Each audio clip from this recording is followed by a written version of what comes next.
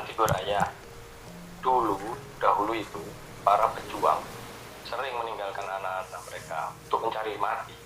Kadang mereka memang mati, sebagiannya bahkan tidak dikenal di mana kuburnya.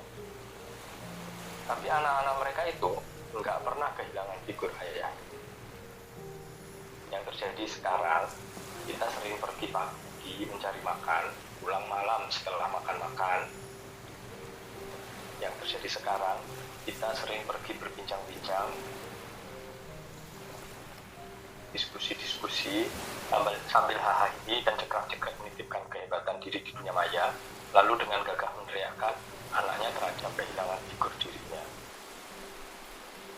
Dulu, para ulama itu menitipkan anak-anaknya untuk belajar pada ulama lain, kadang jauh melintasi negeri, menahan rindu, menahan segenap rasa lainnya. Tapi, anak-anak mereka itu, anak-anak para ulama itu, menyimpan kuat sosok sang ayah di relung jiwanya. Yang terjadi sekarang, kini, kita sering pergi dengan segenap kebodohan, kita pergi dengan kepintaran yang gak seberapa, tapi suka banget menyebut anak-anak telah kehilangan figur ayahnya. Dahulu, para pahlawan itu terpisah dari anak-anaknya, tak sambung, tak terhubung, tapi anak-anak mereka mewarnai darah mereka dengan darah kepahlawanan sang ayah. Bahkan sampai suatu saat, sang pahlawan itu telah pergi. Sosok sang ayah itu masih tersimpan dalam darah mereka. Kini, cuma ditinggal kerja bakti tak seberapa, cuma tak bisa makan-makan bareng, cuma nggak bisa foto-foto, nggak bisa nge-game, nggak bisa nge-mall bersama. Lisan laki-laki zaman sekarang itu lancar sekali bilang anak-anaknya terancam kehilangan figur ayahnya. Padahal mungkin sebenarnya anak-anak kita telah kehilangan figur kita, meski kita sangat dekat dengan mereka. Yang mereka lihat, yang anak-anak itu lihat, ayahnya telah hilang di telan perintah-perintah ibunya, atau hilang disuruh-suruh lingkungannya, atau hilang diharus-haruskan komunitasnya. Mungkin juga hilang di perintah-perintah tren sesaat, atau hilang di dikte-dikte musim, atau hilang di bimbing-bimbing prestis, atau hilang ikut-ikutan kawan-kawannya, atau hilang karena dituntun hawa nafsunya. Anak-anak itu sedihnya bahkan telah kehilangan figur ayahnya sejak ayahnya ada di sisinya. Anak-anak itu bahkan telah kehilangan figur ayahnya sejak ayahnya ada di sisi. Bayangkan itu.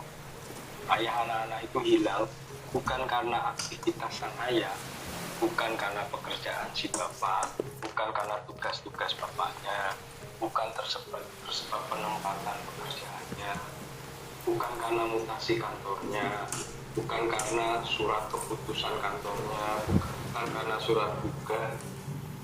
Ayah anak-anak itu hilang karena diri sang ayah memang telah hilang tidak aman.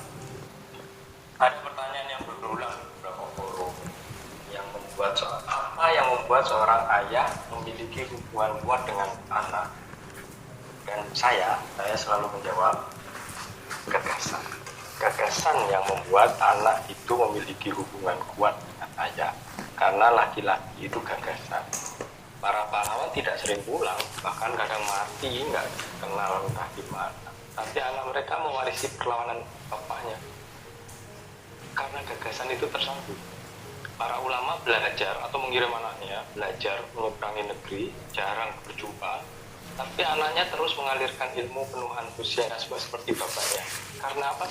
Karena gagasan ayahnya mengalir deras di dalam diri sang anak.